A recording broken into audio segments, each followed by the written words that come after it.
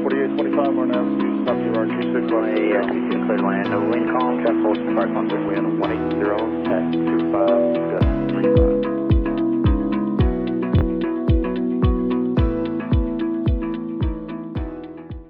Okay, so today we're going to be doing the next step. Let's go figure out what it is.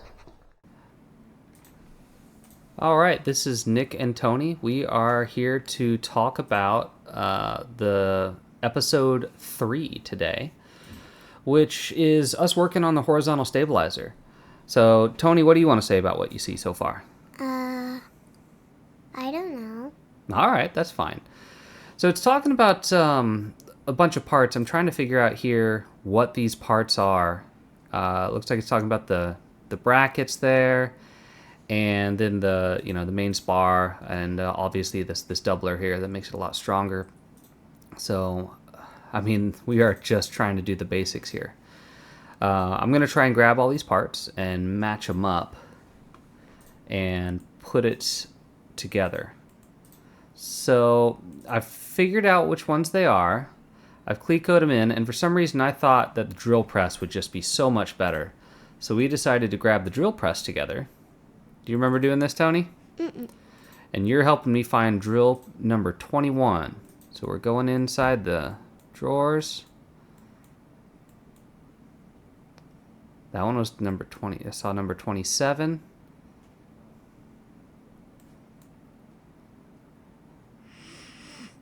Did you find 21 yet? Mm-mm. There it is. All right, you found number 21. All right, so we've got number 21 drill bit. We hook it up onto the drill press. You remember how that thing works? Uh-huh. Then what did you do? I did that. I rolled it like this, Mm-hmm. and then I let go, and then roll, and did it again.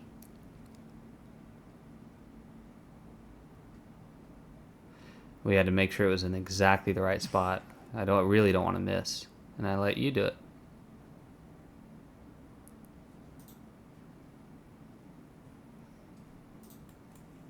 So I let you do some of the drilling, right? Mm-hmm. Is that cool? We did some more.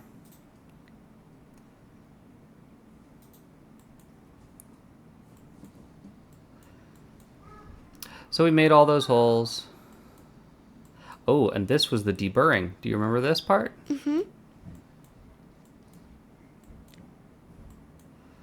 So we did a little bit of deburring. What are those things called? Do you remember what those are called? No. Those little clip things? Clecoed. Clecos, that's right. And then, do you remember what this thing does? Mm-hmm.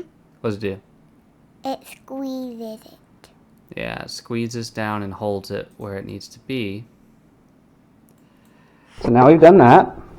Of course, buddy. Then I had you help me with the Drilling. drilling. We had to drill lots of holes. We made these holes ourselves.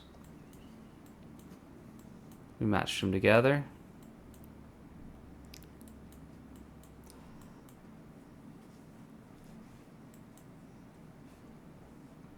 Okay, now the next thing is to paint this. Alright, we're talking now that we finished all these holes that we did together and we deburred them, you helped me do the deburring. Now we've got to paint this part. We prime it. We put some prime on it. You asked me what color it was going to be. Do you remember that? Mm-mm. I said it doesn't matter what color it is because this is a part that nobody's really going to see. And it's really there just to prevent the rust.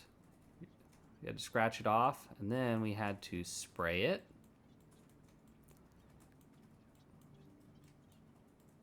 And rinse it, too. This is the first time I did any of this. That was after I primed. Alright, so now I've primed it.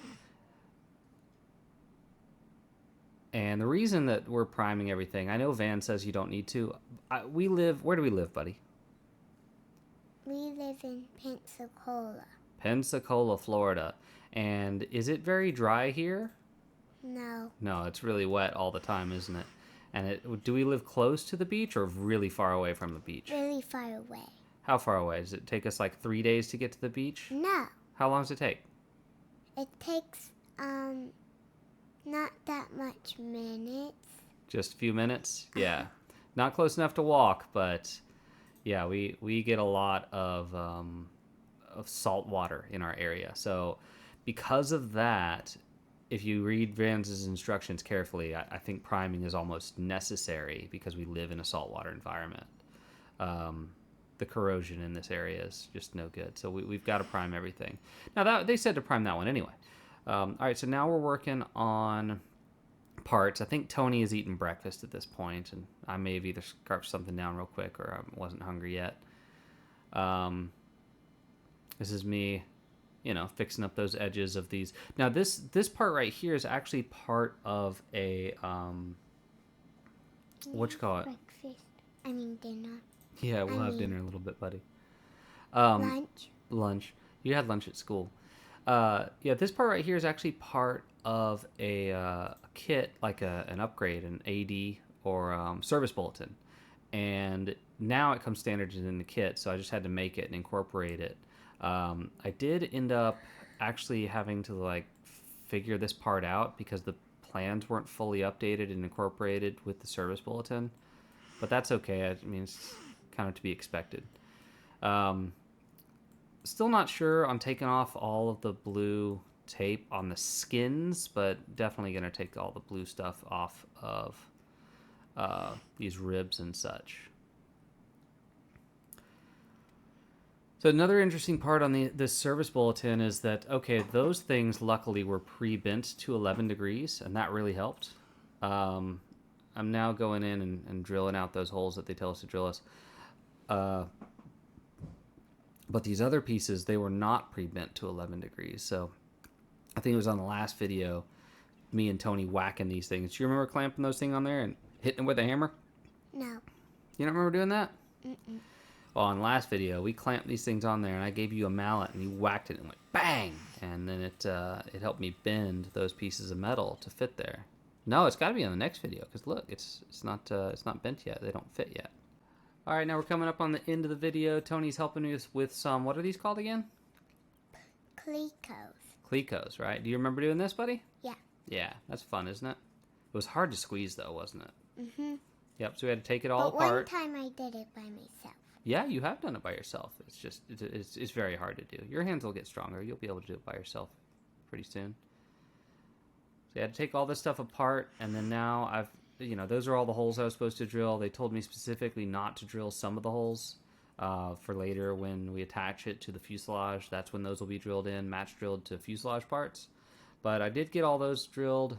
I think I've already deburred them, or else I might be deburring them right now, actually.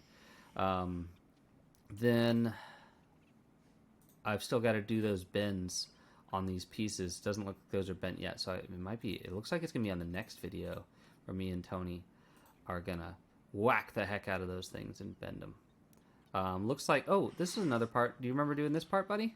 Uh-huh. This is where you would help me mark this so that we could get the pieces off and make it more circular. So you help me mark those circles. You see those marks there? Uh-huh. Yeah, you did those.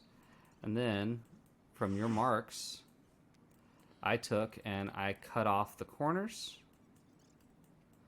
I used the bandsaw to cut off the corners, just reduce the workload on the Scotch-Brite wheel. We're almost at the end. Yep.